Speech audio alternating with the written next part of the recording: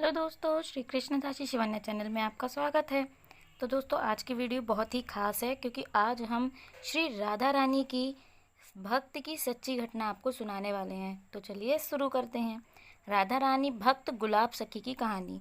श्री बरसाने में प्रेम सरोवर के मार्ग पर एक समाधि बनी हुई है जिसे हर कोई गुलाब सखी के नाम से जानते हैं। एक भक्त का नाम गुलाब था। गुलाब एक गरीब मुसलमान था।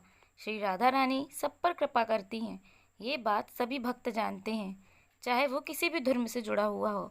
अगर राधा रानी के शरण में आता है तो वे उसे अपना लेती हैं। गुलाब बरसाने में श्री जी के मंदिर में सारंगी बजाता था और जो पैसा मिल जाता था उससे अपना पेट पालते थे। इसकी एक बेटी थी जिसका नाम था राधा। जब भजन कीर्तन गायन होता था तो वो लड़की बड़ा भाव विभोर होकर राधा रानी के सामने नृत्य करती थी। जब कन्या बड़ी हुई तो लोगों ने कहना शुरू कर दिया, गुलाब अब तो तेरी बेटी जवान हो गई है, अब इसके लिए कोई लड़का देखना। तो उस भक्त ने कहा कि राधा रानी बेटी है, जब वो कृपा करेंगी तो शादी भी हो जाएगी। मेरे पास इतना पैसा भी नहीं कि मैं व्यवस्था कर सकूं। लोगों ने कहा कि तुम लड़का तो देखो, व्यवस्था हम कर देंगे। तो उस भक्त गुलाब ने एक लड़का देखा और बेटी का विवाह कर दिया। बेटी चली गई अपनी ससुराल। 3 दिन हो गए पर बेटी को भुला नहीं पा रहा था। खाना पीना सब छूट गया, ना सारंगी बजाई ना समाज गायन में गया। लेकिन एक दिन रात्रि को श्री जी के मंदिर के द्वार पर बैठ गया।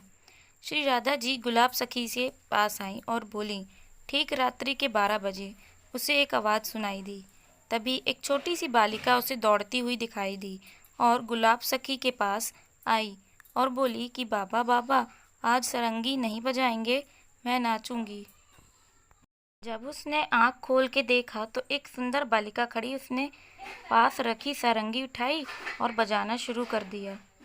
वो लड़की नृत्य करते हुए सीढ़ियों की ओर भागी।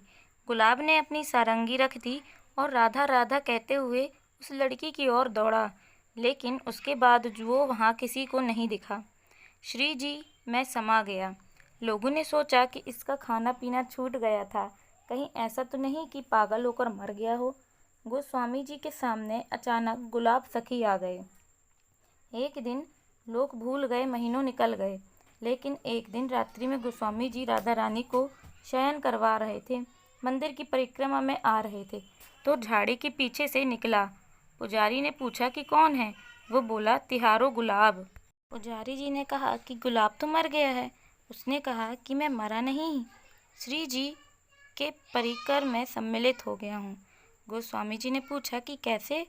तो उसी समय गुलाब ने गोस्वामी जी के हाथ में पान की बीड़ी रख दी जो अभी अभी राधा रानी को शयन के समय भोग लगा के आए थे। इतना कहकर वो झाड़ियों के अंदर चला गया और फिर कभी नहीं दिखा। आज भी बरसाने में गुलाब सखी जी की समाधि है जिसे गुलाब सखी का चबूतरा कहते हैं। आपके मन में ये प्रश्न हो सकता है कि उसने अपनी बेटी को याद किया था तो उसकी मुक्ति। राधा कोई साधारण नाम नहीं है, महाशक्ति का नाम है। इस नाम की महिमा वही जान सकते हैं जिसने इस नाम को लिया होगा, इस नाम के संग जिया होगा।